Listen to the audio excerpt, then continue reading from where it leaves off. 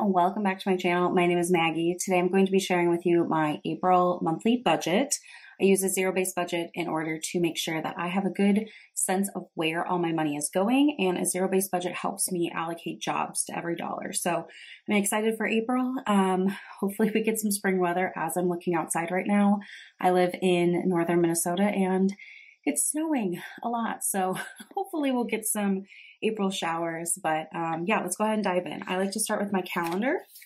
So this is a second calendar I have in my planner that I use for like my personal life too.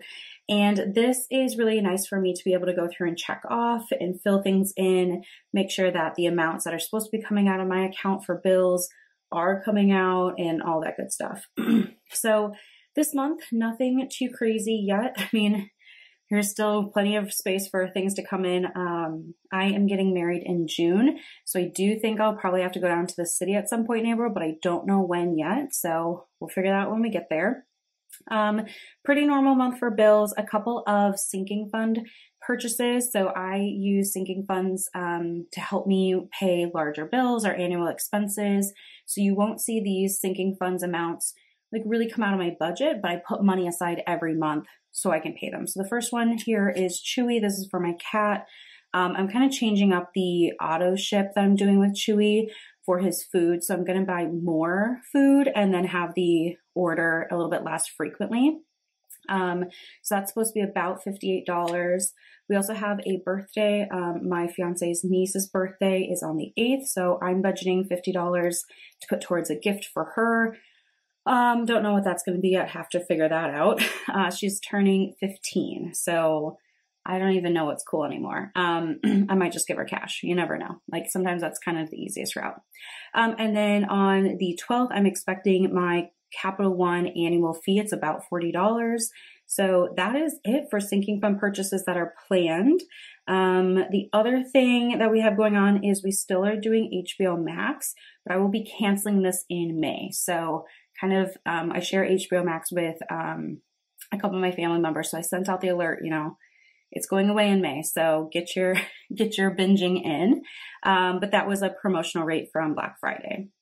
So yeah, that is my calendar. Let's go ahead and dive into the actual budget and where I'm going to send my money every month. So I use, like I said, a zero-based budget. The first thing is my income. So I am working with $4,593.25. I only ever budget off my salary. So this is what my current take-home salary is. And you know, this will adjust after we get married. I'll have changes in how all the deductions work, but that's what we have going on right now.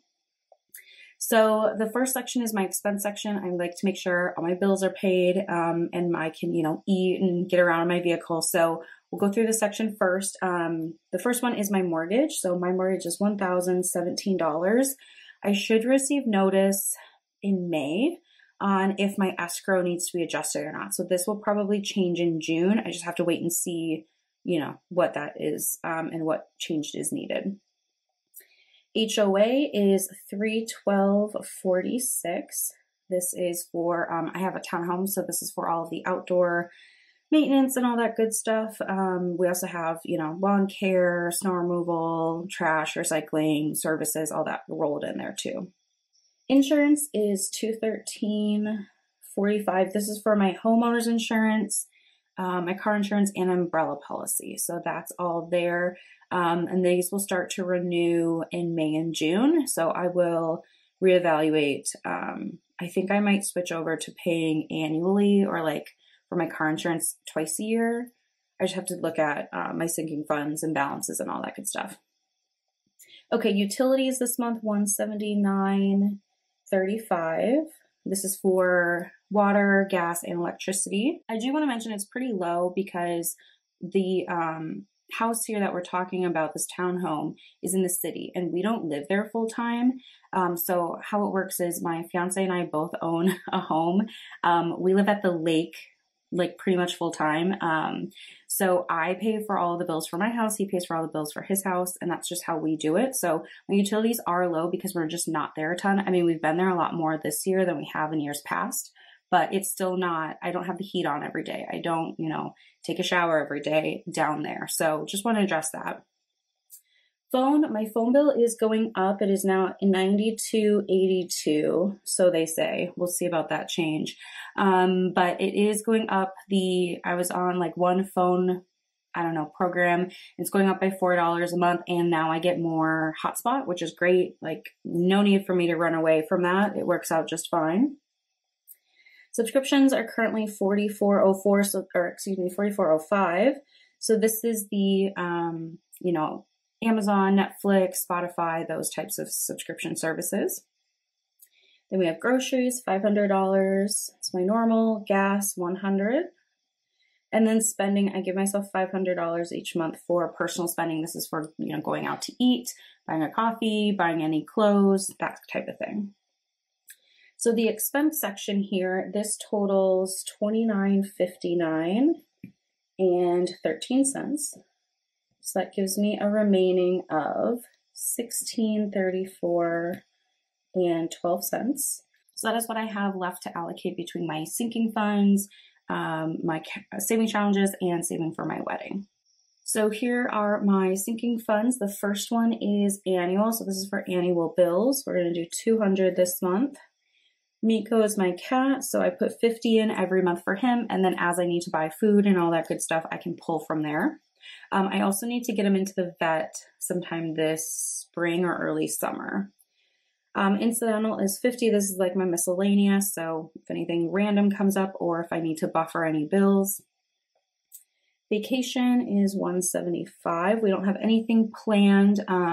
We are going on a honeymoon, but that's coming out of our wedding budget. So this is just if we do any other short trips, that kind of thing. Beauty is getting $70. The Sephora spring sale is coming up in April, so I probably will make a couple of purchases there. I don't use a ton of like high-end beauty brands, but my favorite face primer, and then they also have a couple of my skincare products. So probably will buy it because I do get 20% off with the sale this year. So probably will participate in that in some manner.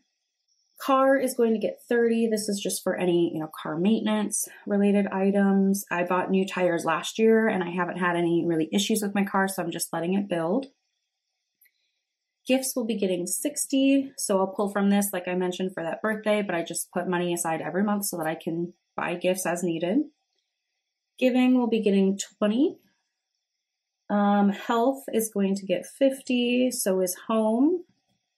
And then emergency, I do $20 every month just to keep topping off my emergency fund. So that brings me to wedding. So all extra money is going towards the wedding. So this month I'm budgeting for $674.12, though I hope for that number to be higher. So wedding includes our honeymoon, like I said, and we are getting married in June. So it is kind of coming up now. And the big things are behind us. We're just dealing with a lot of small details as well as prepping to make final payments. So it'll be good to boost that. So for my fund section, this equals $14.49 and 12 cents. And that gives me a remaining of $185. And that's going to my cash flow section, which I'm using for my savings challenges. So I'm going to pull $140 in cash and leave $45 for my top off challenge that I do digitally. I do a monthly savings challenge video here at my channel, so I can link it if you want to see how that has been going. I really love them, and it helps me save for things like holidays and self-care, like massages and whatnot, hair appointments, and I'm having a blast doing it. So $185 is that last bit here, which brings me down to $0 remaining, which is exactly what I'm looking for with the zero-based budget. So that is April's budget plan. Obviously a budget is just a plan. It helps me direct where my money's going to go, but there's always changes and things that go on. So hopefully one of those positive changes will be that I will bring home more income, or some of my variable expenses will be a little bit lower where I can then transition and move some money over into that wedding fund. So that is all I have for you today. Thank you so much for watching. I hope you are enjoying your end of March, early April. Hopefully you're not getting hit with the same storm that I am. And if you are, hopefully you're staying safe. But yeah, thank you so much for watching. I will see you in my next video. Take care.